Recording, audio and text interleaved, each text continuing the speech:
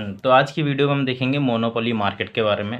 Last video में हमने types of market के बारे में पढ़ा। तो इसमें हम देखेंगे मोनोपोली मार्केट क्या होती है। ठीक है, अब हम सिर्फ डायरेक्ट रीड करेंगे। मैं लास्ट वीडियो में आपको सब कुछ समझा चुका हूँ। अगर आप फर्स्ट टाइम इस चैनल पर आए तो मेरी लास्ट वीडियोस देखो, स्टार्टिंग से पूरी प्लेलिस्ट को एक्सेस करो। ओके, तो आपको चीज़ें और भी अच्छे से समझ में आएंगी। तो हम शुरुआत करते हैं यहाँ से। मोनोपोली मार्केट मैंने आपको पहले ही समझा दिया। मोनोपोली मार्केट वो मार्केट होती है जिसके अंदर सिर्फ एक सेलर होता है। ठीक है, लार्ज नंबर ऑफ बायर्स होते हैं, प्रोडक्ट का एक ही सेलर होता है। मतलब ऐसे प्रोडक्ट का कोई मार्केट में सब्स्टिट्यूट्स भी नहीं होता। ठीक है, सिर्फ और सिर्फ वही सेलर, वही प्रोड्यूसर और वही फर्म उसे सेल कर रही होती है, वही उसे मैन्युफैक्चरिंग कर रही होती है, वही उसे सेल कर रही होती है। ठीक है, तो सारे राइट्स किसके पास होंगे? उसी सेलर के पास होंगे जो सिर्फ उस प्रोडक्ट को बनाता है और वही उसको सेल करता है। ठीक है, so monopoly is a form of the market in which there is a single seller of the product. ठीक है, with no choice of close substitute. उसका कोई सब्सिट्यूट्स भी नहीं होगा। मतलब ऐसा कोई भी प्रोडक्ट नहीं होगा कि उसके जैसा दिखता हो मार्केट में, लोग ये सोचे कि चलो इस प्रोडक्ट को नहीं लेते हैं, हम दूसरे को ले लेते हैं, देखने में तो एक जैसा ही है और चीज़ें भी एक जैसी है इसके अंदर। तो ऐसा कोई क्लोज सब्सिट्यूट्स भी नहीं होता इसके अंदर।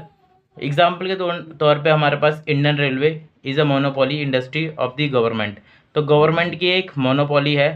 ठीक है, अब आते हैं हम one seller and large number of buyers. जैसे कि मैंने आपको पहले ही बताया कि यहाँ पर एक सेलर होता है, लार्ज नंबर ऑफ बायर्स होते हैं। So under this market, under monopoly, there is single producer, एक ही प्रोड्यूसर होगा ऑफ अ कमोडिटी।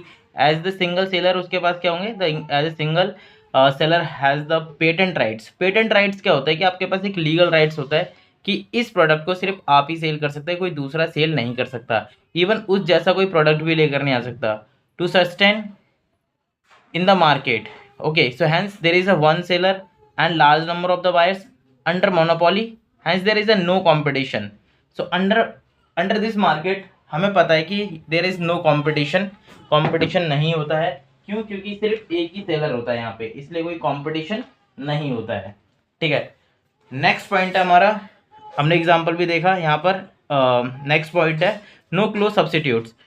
अभी हमने देखा कि इसका कोई क्लोज सब्स्टिट्यूट्स भी नहीं होगा, क्योंकि अगर क्लोज सब्स्टिट्यूट्स होगा तो आप सपोज करो कि कोई शूज़ है और वो शूज़ सिर्फ और सिर्फ एक ही कंपनी बना सकती है या एक ही सेलर उसे सेल कर सकता है, कोई दूसरा शूज़ सेल ही नहीं कर सकता।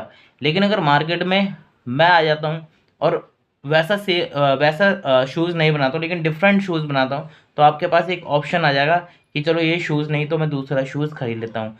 तो वैसा कोई प्रोडक्ट या वो प्रोडक्ट या उस जैसा कोई प्रोडक्ट नहीं बना सकता, नहीं सेल कर सकता।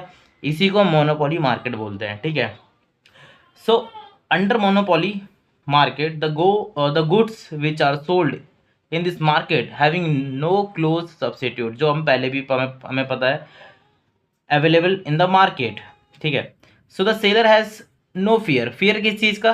कि जो बायर हैं, जो उससे माल खरीद रहे हैं, तो buyer would shift from one product to other product to any significant extents. मतलब उस सेलर को यहाँ पे किसी चीज़ का डर नहीं रहता कि यहाँ पर जो बायर है मेरे, अब वो दूसरे सेलर के पास चले जाएंगे, क्योंकि ऐसा कोई प्रोडक्ट होता ही नहीं, तो उसको इस बात का डर ही नहीं है कि ये शिफ्ट भी करेंगे।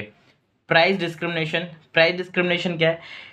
प्राइस डिस्क्रिमिनेशन देखो ये चीज़ है कि आपको मान लो कि सामने वाला एक ही सेलर है इस मार्केट में, तो प्राइस डिसीजन भी वही लेगा, क्योंकि कंपटीशन तो है ही नहीं, तो प्राइस भी वही डिसाइड करेगा।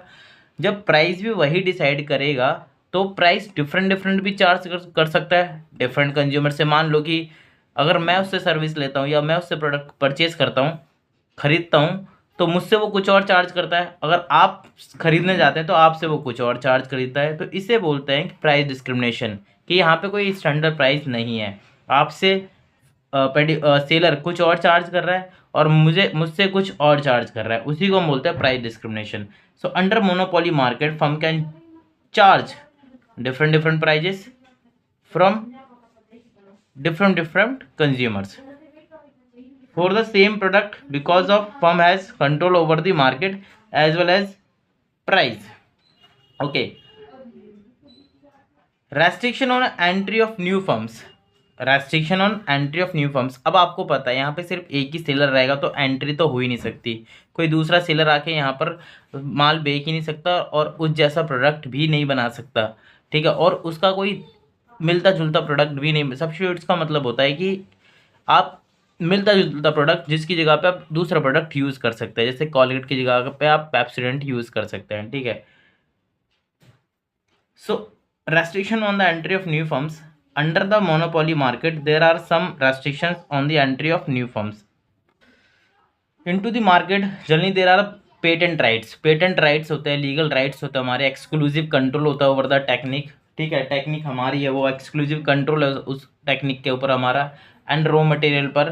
तो इसलिए कोई दूसरा आ नहीं सकता इस मार्केट में। स्लोप ऑफ डिमांड का स्लोप कैसे होता है, अब देखो यहाँ पर एक ही सेलर है और लार्ज नंबर ऑफ क्या है, बायर्स है। तो सेलर हमेशा क्या सोचेगा, ये सोचेगा कि मैं कम प्राइस पे, ज़्यादा प्राइस पे कम क्वांटिटी बेचूँ। तो इसका मतलब क्या है, जब मैं प्राइस मेरा हाई होगा तो मेरी क्वांटिटी कम होगी, तो क्वांटिटी मेरी कम होगी तो इसका मतलब ये है कि मेरा जो स्लोप होगा ना, लेस डाउनवर्ड जाएगा, ठीक है।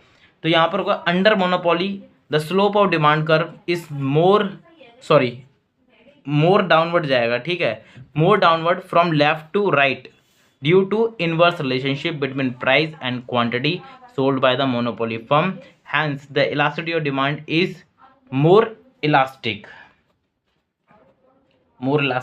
ठीक है। अब ये मान लो हमारा डिमांड कर्व है, मेरा पहला प्राइस ये था और मैं उस प्राइस पर इतनी क्वांटिटी परचेज कर रहा था, ठीक है। प्राइस कम हुए, मैंने क्वांटिटी थोड़ी ही बड़ी, तो इसमें क्या रहता है कि हमारे प्राइस में ज़्यादा वेरिएशन होता है देन क्वांटिटी। इसकी वजह से हमारा डिमांड कर्व क्या होता है, मोर डाउनवर्ड होता है, ठीक है। Note the firm can fix what ever price, firm चाहे तो जो मर्जी प्राइस रख सकती है अपने प्रोडक्ट का। इट विशेज टू फिक्स जो भी वो चाहती है, but higher the price lower the cell.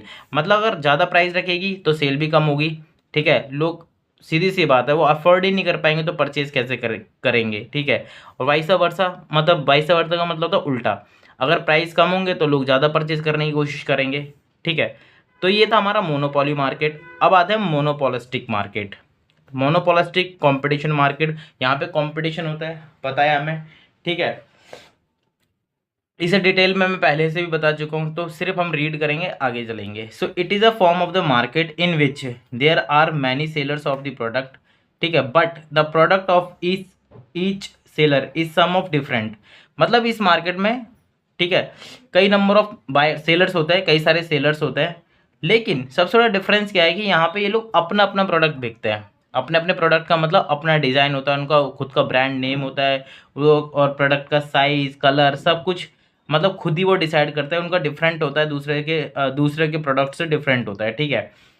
तो और उनके खुद के लीगल राइट्स भी होते हैं, ठीक है। So it is a form of the market in which there are many sellers of the product, but the product of each seller is some of different from that of the others. तो एक दूसरे से अलग होता है, कैसे, thus there are many sellers are selling a differentiated product, सबके differentiated product होता है, अलग अलग प्रोडक्ट होता है जो सेल करते हैं, but differentiation is generally achieve through trademark और ब्रांड नेम। कैसे पता लगेगा कि ये उसका अलग अलग प्रोडक्ट है दूसरे के, मान लो कि अब नाइकी का शूज़ लेने गए, कैसे पता लगेगा, क्योंकि नाइकी का ब्रांड नेम है वहाँ पर।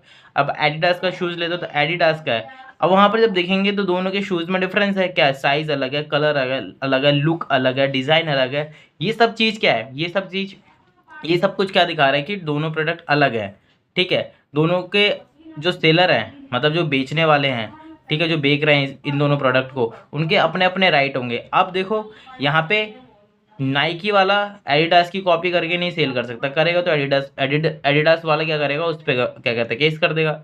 अगर एडिडास वाला नाइकी की कॉपी करेगा तो क्या कहते हैं, नाइकी वाला एडिडास पे केस कर देगा। क्यों?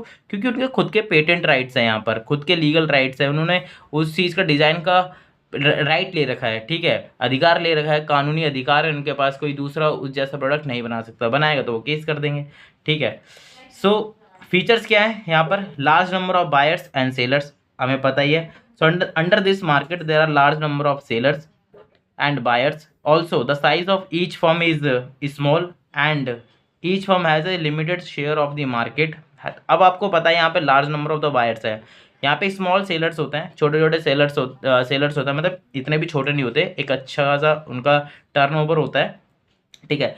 तो सबका एक लिमिटेड शेयर होता है मार्केट का शेयर मान लो कि वो 10 लोग हैं मार्केट के अंदर।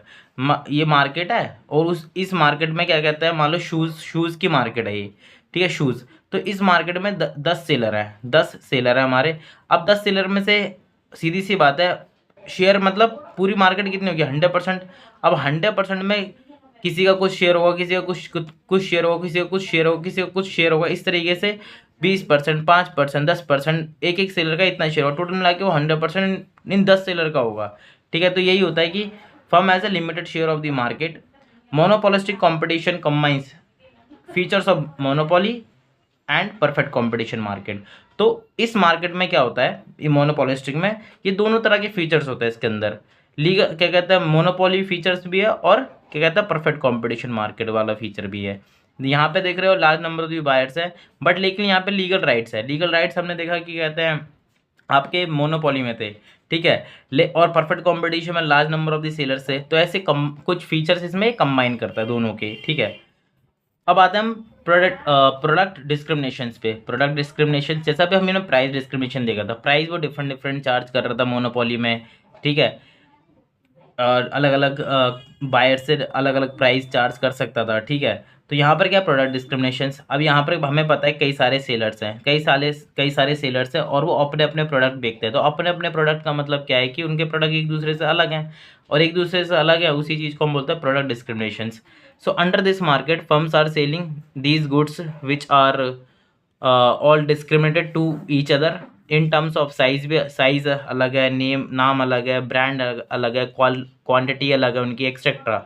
Attracts the buyers to buy particular product even at a relatively higher price, ठीक है। तो अपनी क्वालिटी अच्छी बनाते हैं, प्राइस रखते हैं ताकि लोग उन अट्रैक्ट हों। प्राइस जब चीज़ अच्छी होती है, प्राइस ज़्यादा होता है, तब भी लोग उसकी तरफ भागते हैं, परचेज करते हैं, ठीक है। तो ये चीज़ बताई गई इसमें। Free entry and exit. अब इस मार्केट में आप चाहो तो आप भी जा सकते हो, अपना अपना डिज़ाइन बनाओ, अपने प्रोडक्ट का डिज़ाइन बनाओ, लोगो बनाओ, नाम ब्रांड का कुछ नाम रखो, लीगल राइट्स लो उसके, और एंट्री करो और सेल करो और कॉम्पिटिशन्स में भागीदारी करो, ठीक है। अगर नहीं कर पा रहे तो एग्जिट करो, तो इसका मतलब यही है। तो मार्केट को छोड़ो, नहीं कर पा रहे तो अपना बिजनेस बंद करो, ठप करो। So under this market firms are free to enter the industry और एग्जिट इट। मतलब आप फ्री हो, आप आओ, बिजनेस करो, नहीं कर पा रहे तो एग्जिट करो। However now firms have no absolute freedom. मतलब एब्सोल्यूट फ्रीडम नहीं है कि आप आए किसी की कॉपी का प्रोडक्ट, मतलब किसी की प्रोडक्ट की कॉपी करी और सेल करना शुरू कर दिया। अपना प्रोडक्ट लाना पड़ेगा, अपना डिज़ाइन लाना पड़ेगा, अपना ब्रांड नेम लेकर आना पड़ेगा, अपने उसके लीगल राइट्स लेने पड़ेंगे, पेटेंट्स लेना पड़ेगा, ठीक है। कोई टेक्नोलॉजी यूज़ कर रहे हो, कोई डिफरेंट टेक्नोलॉजी यूज़ कर रहे हो, एक्सक्लूसिव टेक्नोलॉजी यूज़ कर रहे हो, तो उन पर राइट्स लेने पड़ेंगे, रॉ मटेरियल पर राइट लेना पड़ेगा, ठीक है। Freedom of entry into industry. So products of some firms may be legally patented, ठीक है। फर्म्स के जो प्रोडक्ट्स होता है वो लीगली पेटेंटेड होता है, तो इसलिए आपको भी पेटेंट्स लेने पड़ेंगे। New firm can not produce identical product आप नहीं कर सकते, ठीक है। सो एग्जाम्पल है, no rival firm can produce और sell a patented item, like मान लो कि कोई वुडन आइटम है, लकड़ी का आइटम है कोई, या कोई शूज़ है, तो आप एक जैसे शूज़ या लकड़ी के सामान या कोई भी प्रोडक्ट आप ऐसा सेल नहीं कर सकते इस मार्केट में, आपको खुद का प्रोडक्ट लेकर आना पड़ेगा, ठीक है। Selling cost. सो अब देखो सेलिंग कॉस्ट, अब आपको पता है कि यहाँ पे large number of the buyers है और सबके अपने अपने प्रोडक्ट है। हर कोई चाहता है कि मेरे प्रोडक्ट ज़्यादा से ज़्यादा बिके, ज़्यादा से ज़्यादा बिके, ज़्यादा से ज़्यादा कंज्यूमर मेरे पास आए, ज़्यादा से ज़्यादा बायर मेरे पास आए। अब वो कैसे आएंगे, जब वो लोग उनके प्रोडक्ट के बारे में जानेंगे, और उनके प्रोडक्ट के बारे में कब जानेंगे, जब वो उसके अपने प्रोडक्ट की एडवर्टाइजिंग करेंगे। जो जितनी अच्छी एडवर्टाइजिंग करेगा, अट्रैक्टिव एडवर्टाइजिंग करेगा, जो जितनी अच्छी क्वालिटी देगा प्रोडक्ट की, वो बायर उनके पास जाएंगे। तो और एडवर्टाइजिंग से क्या होगा, उनका प्रमोशन होगा, उनका नाम ज़्यादा फैलेगा, दूर दूर तक उनका नाम फैलेगा। तो सेलिंग कॉस्ट, अब उससे क्या होगा, अब सीधी सी बात है, हम वो क्यों कर रहे हैं, क्योंकि हमारा माल बिके। माल बेचने के लिए हमारी कॉस्ट क्या हो जाएगी, इन सारी चीज़ों पे, एडवर्टाइजिंग पे हमारा खर्चा बढ़ जाएगा। जब खर्चा बढ़ जाएगा तो ऑब्वियसली हमारी कॉस्ट भी बढ़ जाएगी, कॉस्ट बढ़ जाएगी तो हम क्या करेंगे, उसके उस सेलिंग कॉस्ट में ऐड कर देंगे, ठीक है। सो यही है। So under this market all firms increase their expenditure on selling cost of their product just to promote their product to sell, ठीक है। स्लोप डिमांड कर क्या हुआ, अब आपको पता है कि यहाँ पर कि ऐसा हुआ कि कंपटीशन है यहाँ पर, ये इस मार्केट में क्या कंपटीशन है, इस मार्केट में large number of the buyers है और सेलर्स है और बायर्स है। अब सबके प्रोडक्ट अलग अलग है। अब लोग ये सोचेंगे यार चल थोड़ा सा प्राइस कम कर लेता हूँ ताकि मैं ज़्यादा से ज़्यादा क्वांटिटी सेल कर सकूँ। अब जब ज़्यादा से ज़्यादा क्वांटिटी आप सेल करोगे, ठीक है, तो ज़्यादा से ज़्यादा क्वांटिटी सेल करने से क्या होगा कि हमारी क्वांटिटी ज़्यादा सेल आउट होगी, ठीक है, मतलब प्रोड्यूसर की क्या होगी, क्वांटिटी ज़्यादा सेल आउट होगी, डिमांड क्वांटिटी की ज़्यादा डिमांड ज़्यादा होगी और प्राइस कम होंगे। उससे क्या होगा, हमारा डिमांड कर्व होगा ना लेस डाउनवर्ड होगा, कम डाउनवर्ड होगा। क्यों? क्योंकि हमारी क्वांटिटी में ज़्यादा चेंजेस होंगे। देखो, so under this market the firm slope of demand curve is less downward from the left to right because the percentage जो चेंज होगी डिमांड में is more than the percentage change in its price, ठीक है। इसलिए तो इस तरीके से हमारा डिमांड कर्व लेस डाउनवर्ड, वो वाला कैसे था पीछे देखा था, वो हमारा इस तरीके से ज़्यादा डाउनवर्ड जा रहा था। ये कैसे जा रहा है, ऐसे जा रहा है। अब देखो डाउनवर्ड से कैसे, मान लो कि ये मेरा इस तरीके से ज़्यादा डाउनवर्ड जा रहा था। अब मुझे पता है मोनोपोली मार्केट में अगर मेरा प्राइस पहले ये था और क्वांटिटी मेरी ये थी, अब मेरा प्राइस कम हो गया है तो मेरी क्वांटिटी देखो, मेरे प्राइस में ज़्यादा चेंजेस हुआ है लेकिन मेरी क्वांटिटी में कम चेंजेस हुआ है। इतना चेंजेस मेरे यहाँ पे और प्राइस में ये चेंजेस हुआ है, ठीक है। तो यही होता है कि वहाँ पर प्राइस में ज़्यादा चेंजेस होते हैं बट क्वांटिटी में कम चेंजेस होते हैं। उसकी वजह से हमारा क्या होता है, डिमांड कर्व जो होता है वो मोर डाउनवर्ड होता है। But in case of monopolistic market, यहाँ पर क्या होता है, प्राइस में कम चेंजेस होता है, और क्वांटिटी में हमारा ज़्यादा चेंजेस होता है। ये देखो, तो इसलिए ये क्या होता है, लेस डाउनवर्ड होता है। तो ये देखो यहाँ पे ये चेंजेस है, इतना पार्ट चेंज हुआ क्वांटिटी में, पहले यहाँ थे अब यहाँ, तो ये चेंज हमारा इतना है और प्राइस में चेंज ये है, ठीक है। तो इस वीडियो में इतना ही, बाकी मिलते हैं आपसे नेक्स्ट वीडियो में। अगर वीडियो अच्छी लग रही है तो प्लीज़ इस चैनल को सब्सक्राइब करें और अपने दोस्तों के साथ ज़रूर शेयर करें। देखो नोट्स बड़ी मेहनत से बनाए जाते हैं, इन नोट्स को अच्छे से आप राइट डाउन करें, ठीक है, और चीज़ों को लॉजिकली समझें और पढ़ें, ठीक है। तो मैं आपसे मिलता हूँ नेक्स्ट वीडियो में, और नेक्स्ट वीडियो में ये टॉपिक कंप्लीट हो जाएगा। उसके बाद हमारा एक चैप्टर बचेगा, ठीक है। सो मार्केट इक्विलिब्रियम, तो वो हम कवर करेंगे, वो एक क्लास में कंप्लीट हो जाएगा, ठीक है। तब तक अपना ध्यान रखें, अच्छे से।